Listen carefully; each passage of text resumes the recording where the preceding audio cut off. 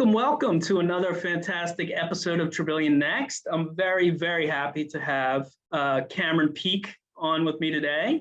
Cameron and I have been on many phone calls, I think, over the last year or so, just, picking your brain, understanding the industry, everywhere from, the co-founder of Aslo, 40 Under 40 for Fortune Magazine, and now your new venture with Financial Venture Studios. So a partner there. So congratulations on that. That was big news. Thank you. It's great to. Months ago. And you moved to Austin, right? Yeah. Yeah. How's Austin life treating you so far? It's been great. Although we realize we're now in Texas now because we saw a tarantula last week and we've seen snakes the last 2 weekends. So it got real. Nice. Yeah, it got real. You got to get that cowboy hat and you got to watch out for those snakes. Yeah, that would definitely freak me out. But cool, Cameron, thank you so much for your time today. Really appreciate it. I know you're very busy these days, back up in the air, visiting clients, going to conferences. I just wanted to kind of step back a little bit and talk about your journey so far from, I know we just talked about it before we started recording, University of Pennsylvania, which is right down the road from us. You went to Wharton. We're in King of Prussia, Pennsylvania. Tell us a little bit about how you graduated from Wharton and then moved into the fintech and then decided to kind of go that route of founder and now investing in fintech. Yeah, well, actually, fintech. I was doing fintech even before Wharton. So, oh wow, most of my career has been spent using digital channels to extend financial services to underserved markets or new markets. So earlier in my career, I was actually launching different banking and payment products in places like Zimbabwe and Indonesia and the Philippines and Haiti, which was just an incredible journey. And then, I had been doing that for, I don't know, like 8 or 10 years, something like that. And I realized I wanted to focus a little bit closer to home, which is when I went to Wharton. Awesome. And around that same time, I realized that it was now this thing called fintech. There was a lot of innovation going on the US side as well. And so I realized that was, my passion. And, I kind of knew what it was, but now I could put a branded thing to it. And so while I was there, I actually helped to start Wharton Fintech, which has been kind of a thing since then. And then I also used it as an opportunity to figure out where I wanted to enter into fintech. And so I spent a little bit of time at MasterCard, realized I was more excited about smaller things, spent some time at a startup as well, and loved the startup route and just realized that was the thing I wanted to do. Yeah. And so I joined BBVA's incubator, and actually from there started Aslo. So Aslo was a digital bank for small businesses, and built that up to about 150 people, a couple 100,000 users. Really, really fun run. And we can talk more about that or not. Yeah. But I stepped back a little over a year ago now. And spent some time recovering, came down to Austin as you mentioned. I've been in the Bay Area before, and then I was advising some other founders as well, fintech founders, and just got a lot of energy from that. And so as I thought about my next move, realized I wanted to continue to work with founders and also have that same impact, right? That how do you leverage digital channels to reach new markets in financial services, but actually do that more at a portfolio level. So I decided to make the jump to the VC world and join Financial Venture Studio, FVS.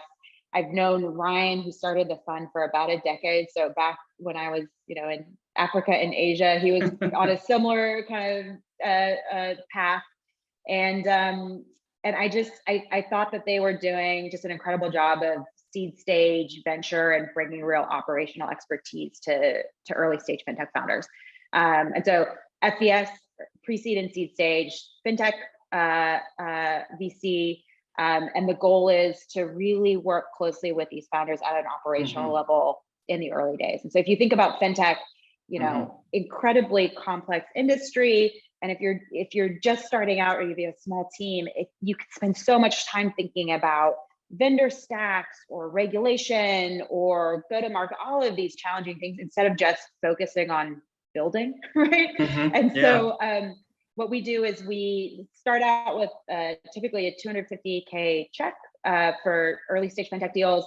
And then we combine that capital with a lot of operational expertise. And so we invest year round, group all of our investments into cohorts, and we'll work during those first 6-ish months really, really closely with the founding teams. So myself and another partner, former fintech founder CEOs, Ryan has a lot of operational experience in fintech as well. And we'll be in the trenches with founders working through those sticky operational issues. And again, it's everything from fraud to compliance, go-to-market to compliance, regulatory, everything like that.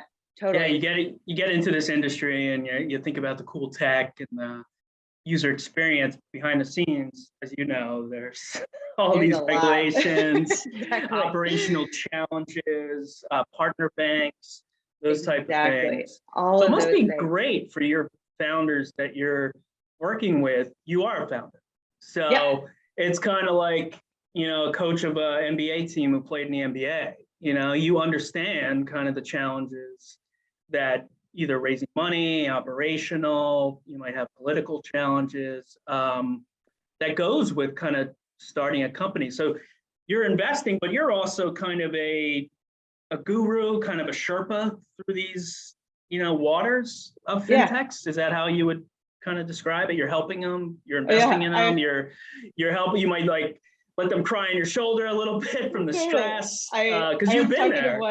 I was talking to one portfolio company last week, and we were talking about their teams growing really fast. And so we were talking about how to just prep for scale. And they like looked at me, and I was like, "Listen, I come from the future. Like I've been here. Like these things are really important. This is what's going to happen. But this is going to happen. Exactly. And so you would say some of the challenges early on for your fintechs, is it more on the kind of just how do we become a business? How do we bring it all together? We have the idea, we have the technology.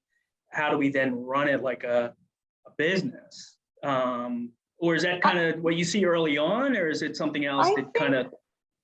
I'd say like the first step is usually we have a good team, we have a good idea. How do we stand it up and go?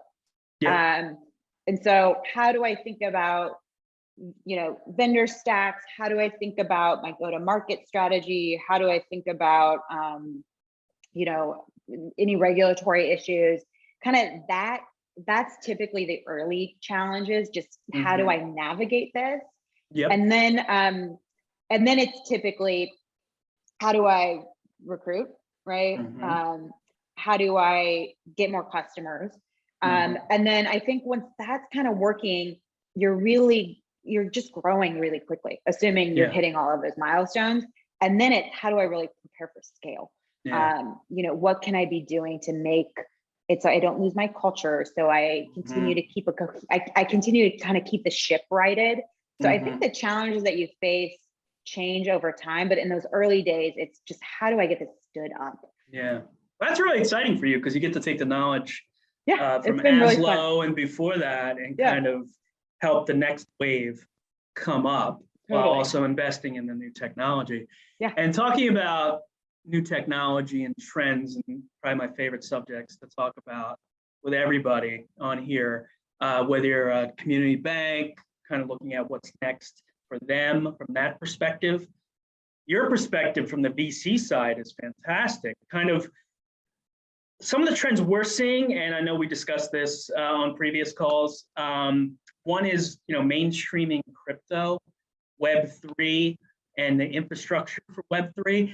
Now, some of those things our audience might be, and sometimes I get, and I live in this world. Sometimes I look at new articles. I'm like, what is this technology? So, you know, from your perspective, you know, a VC perspective who built a company and has been in the banking world, what are some of the trends you're seeing in that space right now?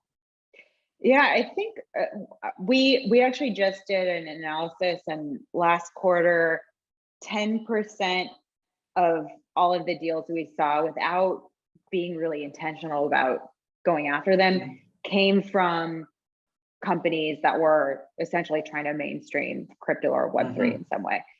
So I think that just shows you where so much of the energy is among entrepreneurs right now, and a lot of the just kind of cool business ideas. I think there's a couple of flavors of that. So one is, how do we take Web3 technology or concepts and just introduce it to a broader audience?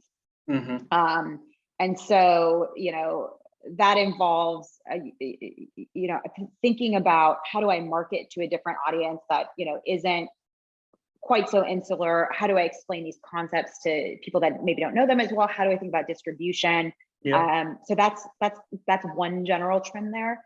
The other is, how do I make it easier to buy or access things in the Web3 domain? So right now it's pretty complicated to go in, and unless you're buying Bitcoin or one of the more kind of common tokens, it's just a lot harder to be able to pay for something like that. And so introducing easier on-ramps to get into those technologies in that world is a big thing. And then the other is just connecting more into that traditional financial infrastructure.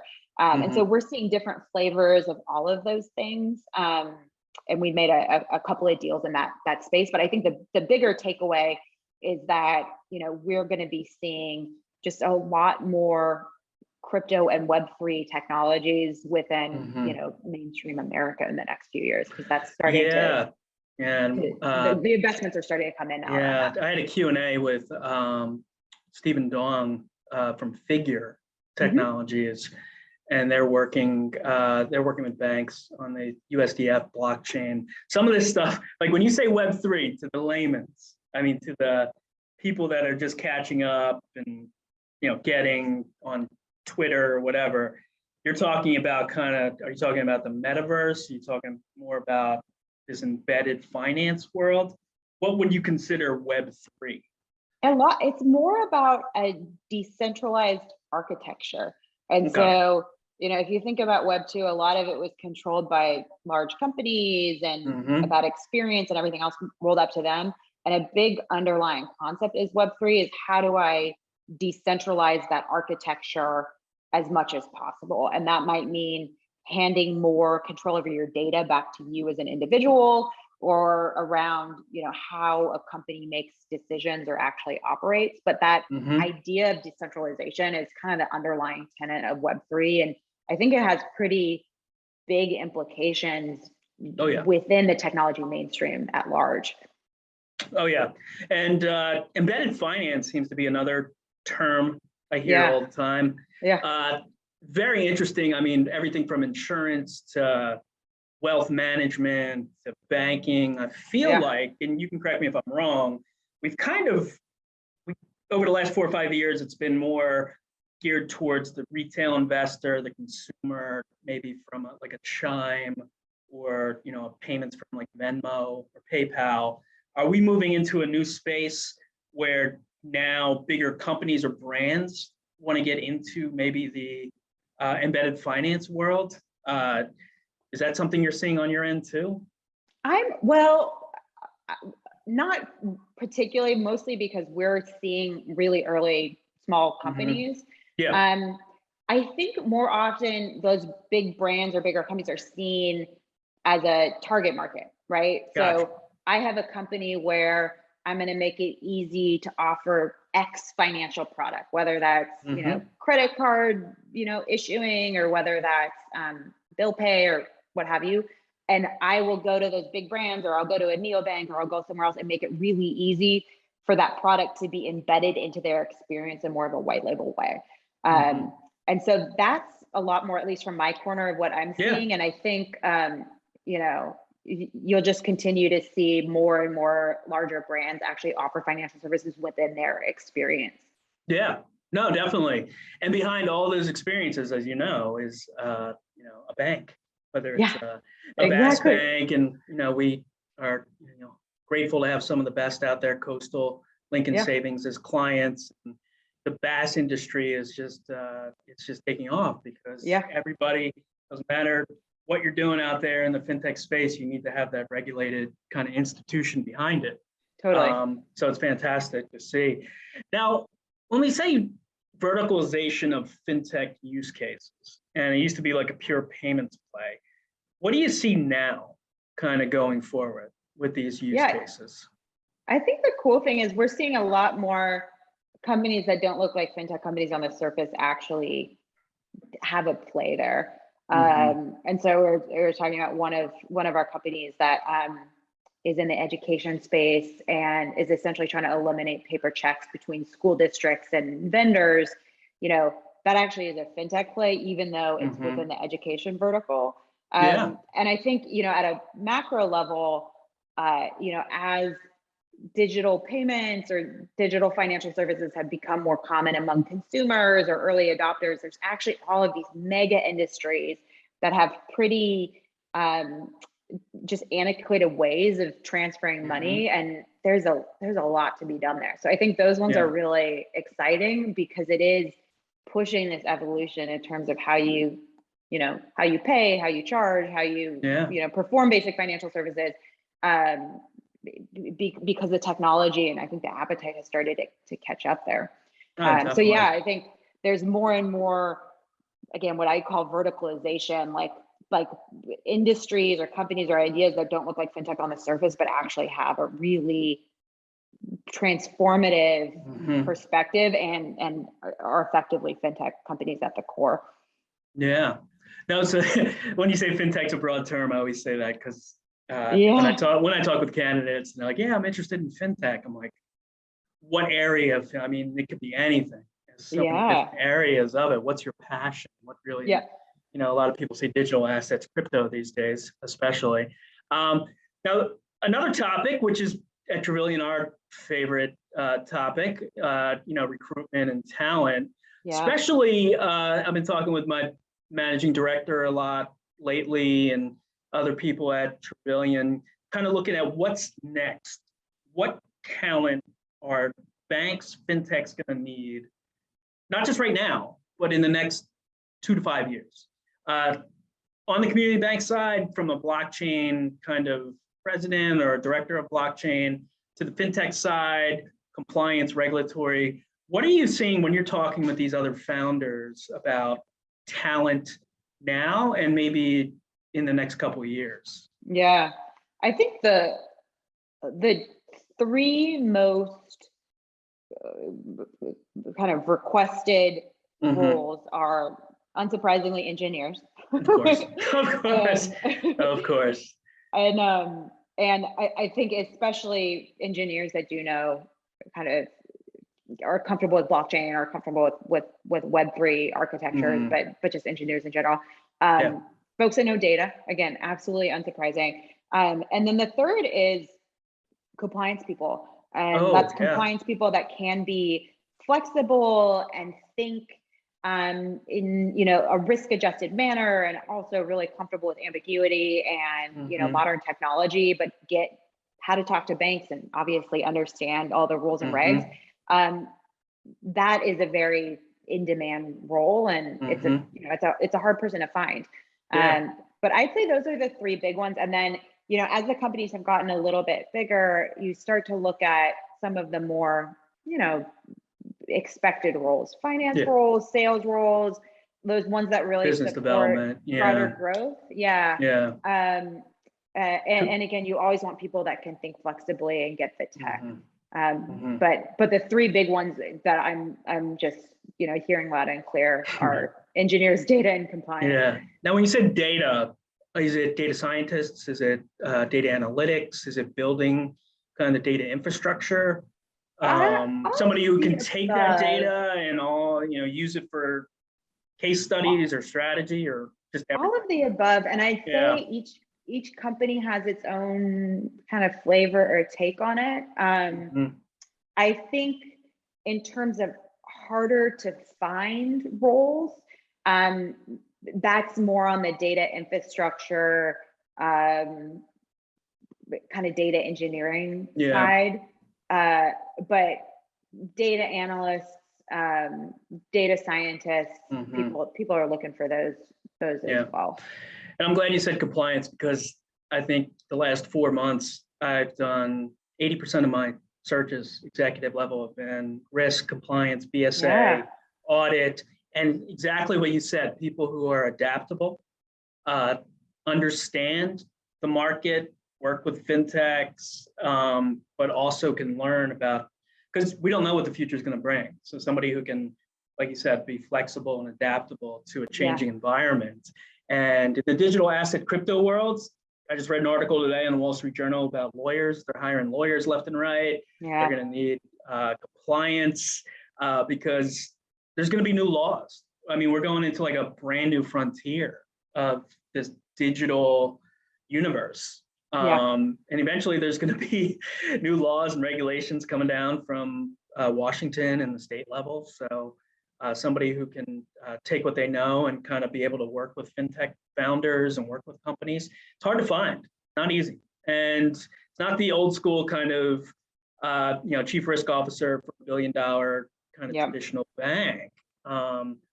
You could have a $2 billion BaaS bank that's in the crypto world right now, and they need somebody who's an expert at payments, an expert at crypto regulations, and there's not many of them out there. So it's definitely a growing kind of industry. Well, thank you so much, Cameron. I do want to ask kind of, how do you work with community banks right now and other fintechs for your new firm? Financial Venture Studio. How do you work with them? I mean, there's a couple of different ways that we work with them. In some cases, they're partners. So, if portfolio companies come in and they need to think about vendor stacks, which is something we work with them a lot. We feel like we should know what that community bank landscape looks like, and we can make introductions. Some of them are LPs, so they actually are directly engaged in our fund. And then some of them, we just have a close working relationship, and as they're seeing cool new deals or early stage startups, we always love to hear about that as well. Yeah, no, that's great. It's super exciting. I can tell you're really jazzed up about this new chapter in your career down in Texas now, and just taking on this new. I think the next decade is going to be, if the last 3 or 4 years has been fun, I think the next decade within the financial world is really exciting. I'm looking forward to it. Really appreciate your time.